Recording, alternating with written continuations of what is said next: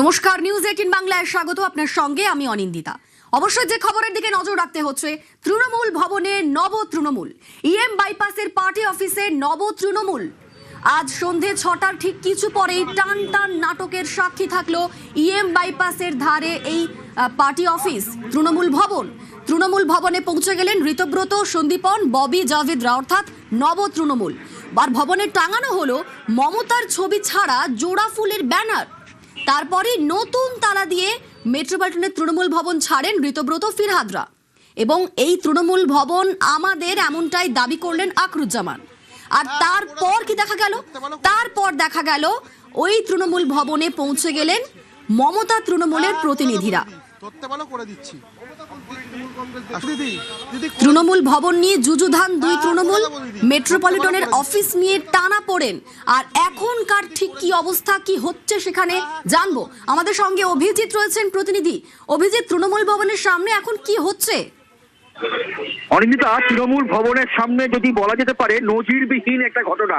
27 বছরের একটি দল 15 বছর ক্ষমতায় ছিল, সেই দল ক্ষমতা থেকে চলে যাওয়ার পর 1.5 মাসের মধ্যে কি পরিস্থিতি হয় তা ইএম বাইপাসের পাশে মেট্রোপলিটনের পাশে যে গত কয়েক বছর ধরে তৃণমূল কংগ্রেসের যে প্রধান কার্যালয় বা প্রধান অফিস, সেইখানে আজকে নজিরবিহীন ভাবে একদল এসে তালা লাগিয়ে দিয়ে গেলেন, আর আরেক দল এসে এখন সেই তালা লাগানো তৃণমূল ভবনের সামনে তারা পাহারা দিচ্ছেন।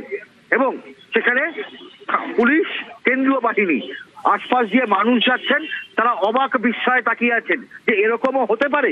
এবং সেটাই হচ্ছে যে সত্যি একটা সর্বভারতীয় তৃণমূল কংগ্রেস বলে যারা দাবি করছেন, যারা 1.5 মাস আগেও যারা রাজ্যে ক্ষমতায় ছিল, ক্ষমতা থেকে চলে যাওয়ার পর কিভাবে তাসের ঘরের মতন একটি রাজনৈতিক দল ভেঙে পড়তে পারে তার জাজ্জল্যমান উদাহরণ এই তৃণমূল কংগ্রেস। এবং আজকে সন্ধ্যে 6টার পর প্রথমে ঋতব্রত বন্দ্যোপাধ্যায়, আকরুজ্জামান, ববি হাকিম থেকে শুরু করে জাভেদ খান, সন্দীপন সাহারা আজকে আসেন এই ইএম বাইপাস মেট্রোপলিটনের পাশে এই তৃণমূল কার্যালয়ে।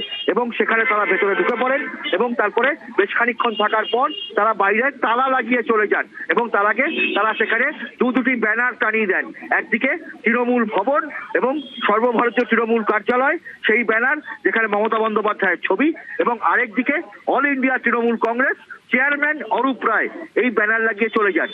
এবং তারা চলে যাওয়ার কয়েক মুহূর্তের মধ্যেই প্রথমে উপস্থিত হন কালীঘাটপন্থী তৃণমূল ছাত্র পরিষদের সভাপতি জয়া দত্ত, কালীঘাটপন্থী তৃণমূল আইটি সেলের মুখপাত্র উপাসনা চৌধুরী, আর তারপরেই আসেন বেলেঘাটার বিধায়ক কুণাল ঘোষ, এবং এখন এসেছেন কামারহাটির বিধায়ক মদন মিত্র। তাছাড়া আছেন আইনজীবী কাউন্সিলর বৈশ্যানর চট্টোপাধ্যায় সহ কয়েকজন তৃণমূল কংগ্রেসের কর্মী। এবং প্রত্যেকেই যেটা বলছেন যে কি হবে জানা যায় না, এবং এই পরিস্থিতি চলছে। এবং এই মুহূর্তে কি হবে কি না হবে কেউ জানে না। তবে যে অবস্থা, যে কেন্দ্রীয় বাহিনী এবং প্রগতি ময়দান থানার পুলিশ তারা এখানে এসেছেন এবং তৃণমূল ভবনের সামনে তারা সারিবদ্ধভাবে দাঁড়িয়ে আছেন, যাতে সাধারণ মানুষের কোনো রাস্তা দিয়ে চলতে অসুবিধা না হয়। অভিজিৎ, সঙ্গে থাকো। এই মুহূর্তে কুণাল ঘোষ কি বলছেন একটু শুনি। বিরোধী দল সাজছে, তারা আসলে বিজেপির হাতের পুতুল, বিজেপির বি টিম, বিজেপির দালাল, বিজেপির এজেন্ট। না হলে হতে পারে একটা পার্টির মধ্যে দুটো মতভেদ বা একটা কিছু হতে পারে। তো আমাদের পার্টিতে অফিসে একটা তালা মারা, আমরা তালা ভাঙার মতো কোনো কাজ এখানে করছি না। আমরা অনুরোধ করেছি তালা আমরা যাওয়ার আগে আমরা একটা তালা মারি, ওনা বলছেন না। যার কাছে চাবি অথরিটি তার, বেশ কথা। তাহলে বাকি গেটের চাবিও তো আমাদের কাছে আছে যেখানে তালা নেই, তখন বলছেন না সেটা দিয়ে ঢুকতে দেবো না, ঢুকতে গেলে এইটা দিয়ে ঢুকতে হবে। এটা কোনো কথা হলো? পুলিশের এই বক্তব্যের পর আপনারা কি করবেন? আমরা যেটাই করি আমরা নেতৃত্বকে জানাবো, সিনিয়রদের জানাবো, মানুষকে জানাবো, কিন্তু আমরা কোনো দায়িত্ব জ্ঞানহীন কাজ আমরা কিন্তু করতে চাইছি না, বা আমরা কোনো দায়িত্ব জ্ঞানহীন কাজ করব না। অর্থাৎ এখানে তালা ভাঙতে 1 সেকেন্ড সময় লাগবে, তালা ভাঙা আমাদের কাজ নয়। একটা খারাপ জিনিস হয়েছে, আইনের সব দিক আমরা খতিয়ে দেখব, ইত্যাদি যা যা করার করব, কিন্তু আমরা তালা ভাঙাটা আমরা এই মুহূর্তে আমরা তালা ভাঙার বিরুদ্ধে আমরা আলোচনায় গেছি পুলিশের সঙ্গে। তাহলে আমরা একটা তালা মারি, পুলিশ বলছেন না মারবেন না, মারতে দেবো না। পুলিশের বক্তব্য হচ্ছে যার কাছে চাবি তার অথরিটি। বেশ, তাহলে আমাদের কাছেও চাবি আছে, অন্য গেটেরও চাবি আছে, তাহলে আমাদের ঢুকতে দেওয়া হোক। সব গেটে পুলিশ দাঁড়িয়ে আছে, ঢুকতে দেবেন। আচ্ছা, এইভাবে কি তৃণমূল কংগ্রেসকে ঠেকানো যাবে, কর্মীদের ঠেকানো যায়? আমরা তো এই বাড়িটা নিশ্চয়ই একটা অফিস, বাট বাড়িটার উপর তো তৃণমূল কংগ্রেস ডিপেন্ড করছে না। ফলে এটা কি হচ্ছে, যখন কর্মীরা আক্রান্ত হচ্ছেন, যখন জেলায় জেলায়, সেখানে এই বিধায়কদের বা এই সমস্ত যারা এই তালা লেগে গেছেন তাদের কিন্তু নিজেদের এলাকায় দেখা যাচ্ছে না, উন্নয়নও দেখা যাচ্ছে না, কর্মীদের পাশেও দেখা যাচ্ছে না। কোথায় বিজেপি নেতাদের বাড়ি, কোথায় কোন হোটেলে গিয়ে বৈঠক, কিভাবে তৃণমূলটাকে ডিস্টার্ব করা যায়, কিভাবে তৃণমূলে ডিভিশন আনা যায়, এতে সাধারণ কর্মীরা বিরক্ত হচ্ছেন। আমরা কুণাল ঘোষের বক্তব্য শুনছিলাম। তিনি বলছিলেন কোনো দায়িত্ব জ্ঞানহীন আচরণ তারা করবেন না, তারা যা করবেন একেবারে ভাবনা চিন্তা করেই তারা করবেন। আর কিছুক্ষণ আগে আমরা শুনেছিলাম আক্রুজ্জামান, তিনি বলছিলেন এই তৃণমূল ভবন আমাদের, এই অফিস থেকেই তৃণমূলের কাজ তারা করবেন। কি বলেছিলেন শোনাবো।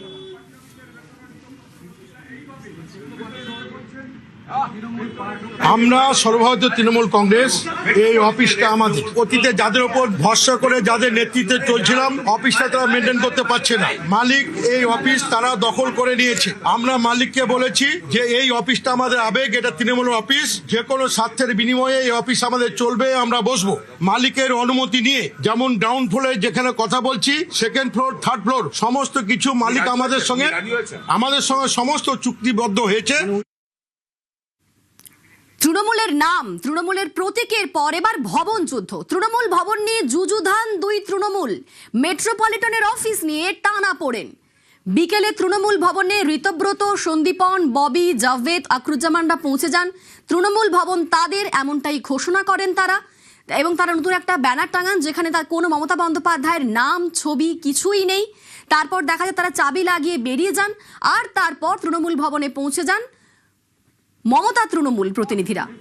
সেখানে পৌঁছন কুণাল ঘোষ, একটু আগেই পৌঁছেছেন সেখানে মদন মিত্র। আমাদের সঙ্গে সরাসরি আবির রয়েছেন প্রতিনিধি, আবিরের সঙ্গে কথা বলবো। আবির, রাজ্যে যখন ভোটের ফল প্রকাশ হলো তারপর থেকেই একেবারে ধরাশায়ী হয়ে গেল তৃণমূল, ভেঙে চুরমার হয়ে গেল দল, এবং এই মুহূর্তে তৃণমূলের নাম, প্রতীক কাদের থাকবে তা নিয়ে একটা যুদ্ধ চলছেই। এবার তৃণমূল ভবন নিয়ে যুদ্ধ, বাংলার রাজনীতির একটা বেনজির অধ্যায় বলা যায়। তৃণমূল কংগ্রেসের অভ্যন্তরীণ কোন্দল কোন পর্যায়ে যেতে পারে আজকের ছবি সন্ধ্যাবেলা সেটা দেখিয়ে দিয়েছে। তবে এই কোন্দলের আসল কারণ যে তৃণমূল কংগ্রেসের নাম, প্রতীক, তৃণমূল কংগ্রেসের অ্যাকাউন্ট কাদের হাতে থাকবে, অর্থাৎ আসল তৃণমূল হিসাবে কারা নিজেদেরকে সম্পূর্ণভাবে পরিচয় করাতে পারবেন, তার সঙ্গে নির্ভর করে রয়েছে এই ভবনের তাদের পৌঁছে যাওয়ার কারণটা।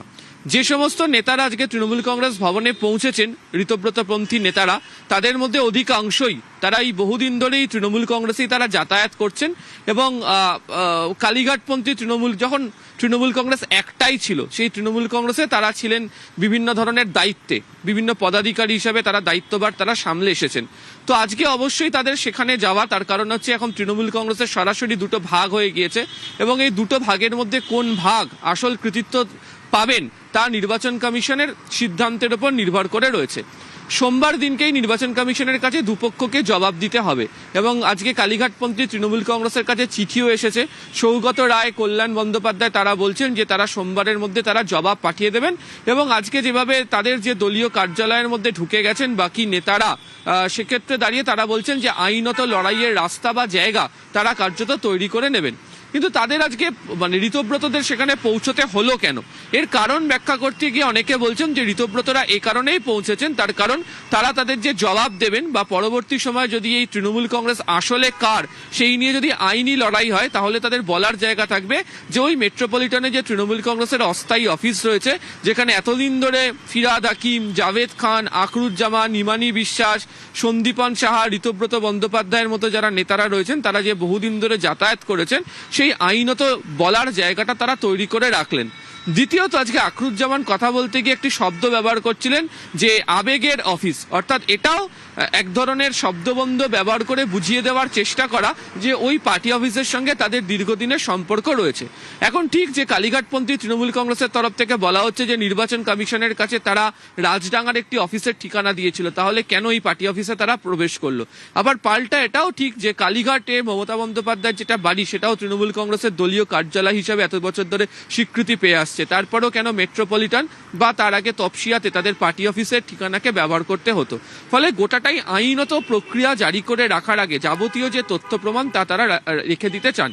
কিন্তু এই যে আইনি লড়াই, নির্বাচন কমিশনের লড়াই, এর যে যৌথ যে মিশেল যদি বলতে পারা যায়, তাতে কি লুকিয়ে রয়েছে? তাতে লুকিয়ে রয়েছে হচ্ছে যে এই ধরনের ঘটনা যেখানে আভ্যন্তরীণ রাজনীতির কোন্দল কোন পর্যায়ে যেতে পারে, সেখানে হচ্ছে এই ধরনের ছবি আজকে মেট্রোপলিটনে দেখতে পাওয়া গেল।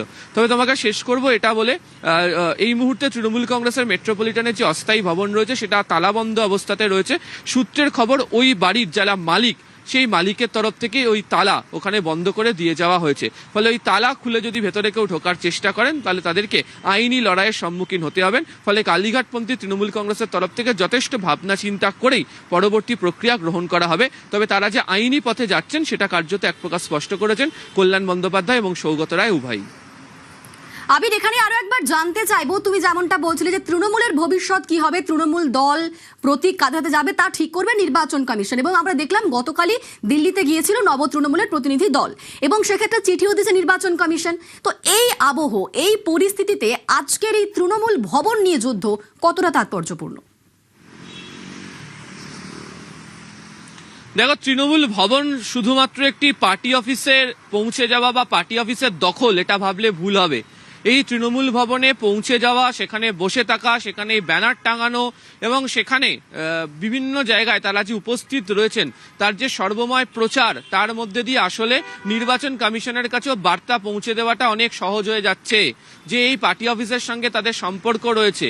তার কারণ কালীঘাটপন্থী তৃণমূল কংগ্রেসের নেতারা বারবার ধরে প্রশ্ন তুলে কি বলছেন যে এদের সাথে তৃণমূল কংগ্রেসের কোনো যোগ নেই। তৃণমূল কংগ্রেসের সঙ্গে এদের যে যোগ রয়েছে সেটাকে প্রমাণ করার জন্য এই পার্টি অফিসেও তাদের উপস্থিত থাকতে হবে। আইনি লড়াইয়ের জায়গাতে যখনই এগোবে তখন এই দিনের ছবি বা তারা আগেও উপস্থিত ছিলেন, এদিনও উপস্থিত হয়েছেন, সেটাও প্রমাণ দেওয়াটা তাদের পক্ষে সুবিধা হবে। আর হচ্ছে যে এই পার্টি অফিসের ক্ষেত্রে তারা বলার জায়গা পাবেন যে পার্টি অফিসে তো তারা তালা বন্ধ করেননি, তালা বন্ধ করেছেন এই পার্টি অফিস অর্থাৎ বাড়ির যিনি আসল মালিক তারা বন্ধ করে দিয়ে গেছেন, এবং তারা জানেন যে সেই নেতারা তার ভেতরে প্রবেশ করেছিলেন এবং ওই তাদেরকে ভেতরে প্রবেশ করতে বাড়ির মালিক অন্য নেতাদের দেননি, সেটাও বলার জায়গা বা সুযোগ তারা তৈরি করে রাখতে চান। ফলে সেদিক থেকেও দেখতে গেলে আজকে তাদের পৌঁছে যাওয়াটা অত্যন্ত গুরুত্বপূর্ণ হতে চলেছে। বেশ, ধন্যবাদ আবির। আখরুজ্জামান তিনি বলছিলেন যে আমরাই আসল তৃণমূল, আমাদের আবেগের জায়গা, এবং এই অফিস থেকেই এবার কাজকর্ম করবেন তারা। কি বলেছিলেন একবার শুনেন।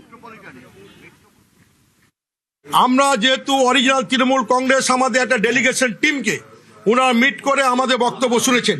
অন্য কারোকে সেই ডেলিগেশন টিমকে গেছে তাদের বক্তব্য শুনতে পেয়েছেন? আমরা অরিজিনাল তৃণমূল, যা ডিসপিউট করছে তাদের উত্তর তারা দেবেন।